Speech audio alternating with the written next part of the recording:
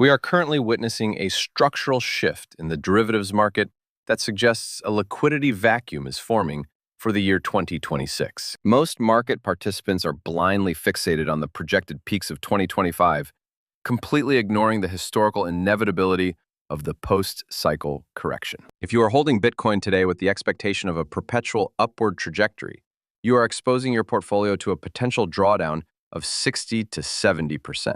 The reality is that smart money is not just planning for the top, but they are already positioning themselves for the subsequent winter that follows. In the next few minutes, I am going to walk you through the exact data points that signal a mid-cycle winter is approaching. We will analyze the realized price distribution to determine if a return to $50,000 is a mathematical certainty or a bearish delusion. This is not speculation. This is an analysis of market mechanics and historical liquidity cycles. Let us get into the weeds. To understand the risks of 2026, we must first detach ourselves from the current euphoria surrounding the exchange-traded fund inflows. The 4-year cycle of Bitcoin has historically adhered to a very strict rhythm of expansion and contraction. We saw the peak in 2013, followed by the winter of 2014. We saw the peak of 2017, followed by the brutal drawdown of 2018.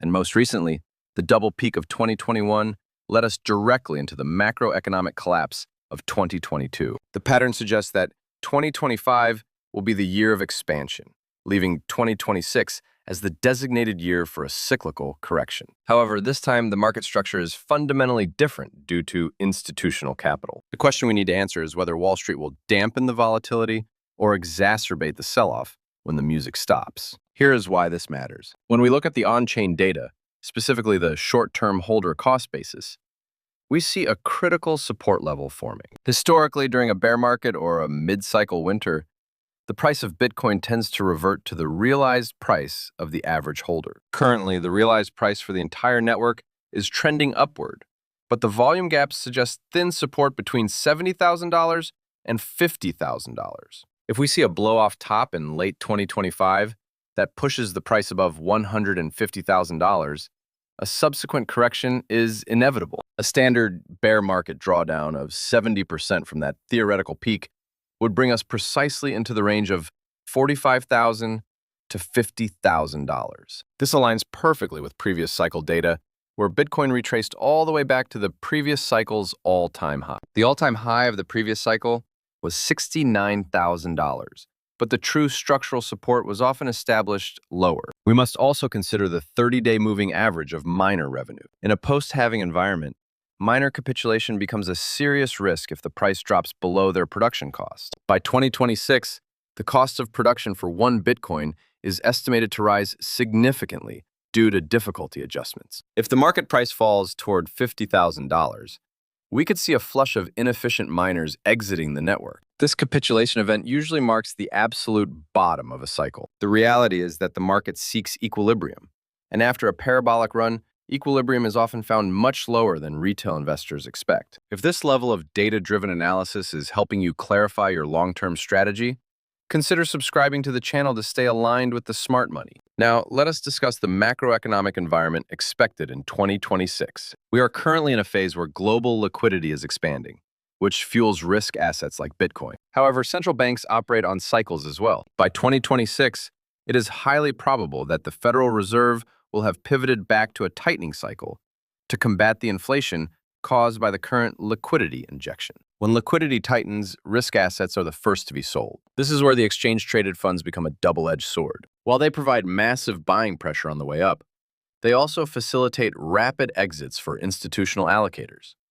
If a pension fund or an asset manager needs to rebalance their portfolio during a recession in 2026, they will sell Bitcoin with zero emotion. They do not care about the decentralized revolution.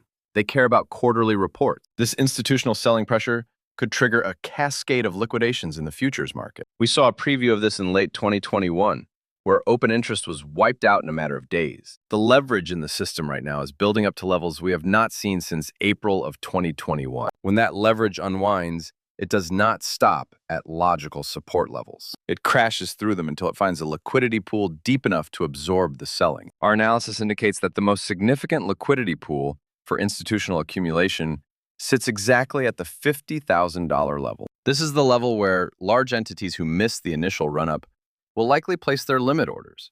It is the psychological barrier that separates a bull market correction from a bear market capitulation. Furthermore, we need to look at the MVRV score, which measures the deviation of market value from realized value. Every single cycle top has been marked by a Z-score entering the red zone, followed by a rapid decline into the green zone. If history repeats, the Z-score will bottom out in 2026. A Z-score bottom typically correlates with a price that is 50 to 60% below the cycle peak. Therefore, the $50,000 target is not arbitrary.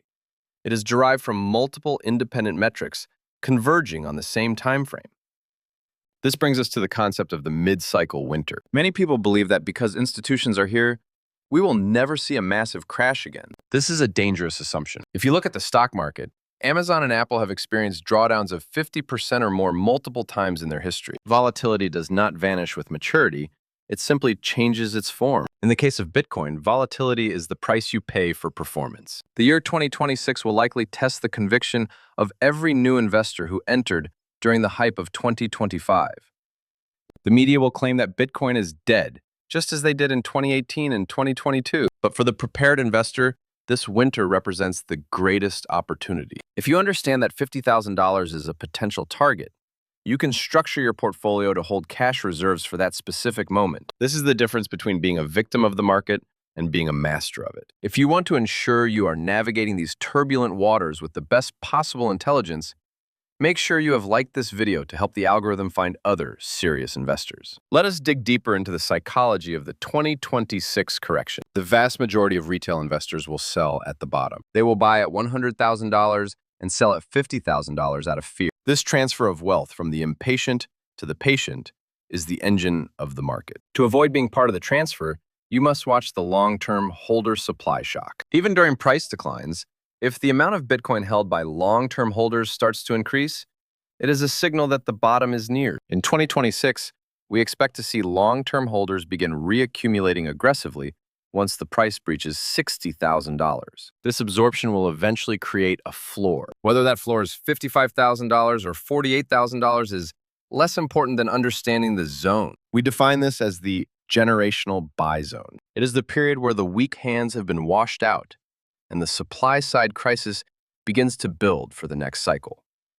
Another factor to consider is the regulatory landscape in 2026. By that time, we may have comprehensive crypto legislation in major jurisdictions. While regulation is good for long-term adoption, the initial implementation often creates uncertainty and selling pressure. If new tax laws or reporting requirements are introduced in 2026, it could act as a catalyst for the correction. We saw this with the ban on mining in China in 2021. External shocks are often the pin that pops the bubble. However, the fundamentals of the Bitcoin network remain the same. The hash rate continues to grow, the security budget is robust, and the monetary policy is immutable. The price of $50,000 in 2026 represents a much higher value proposition than $50,000 in 2021. In 2021, $50,000 was speculative mania. In 2026, $50,000 will be deep value territory. So, how do you prepare for this? You must have an exit strategy for 2025. You cannot ride the elevator all the way up and all the way down.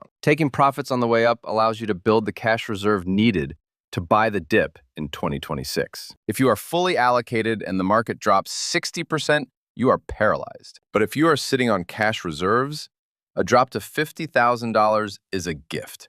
The reality is that markets move in waves, and you must surf the wave, not drown in it. We are looking at a future where Bitcoin becomes the premier collateral of the global financial system. But the road to that future is paved with volatility. The year 2026 will likely be the final major test before Bitcoin enters its mature, low volatility phase in the 2030s. Do not let the short-term noise distract you from the structural data. The $50,000 level is a very real possibility, and the math supports it. To summarize the playbook for the coming years, expect a euphoric expansion throughout 2025, driven by institutional flows and global liquidity. Anticipate a sharp structural correction in 2026 as the credit cycle tightens and the market seeks equilibrium. Identify the $50,000 to $60,000 range as the primary accumulation zone for the next decade. Do not succumb to fear when the headlines turn negative.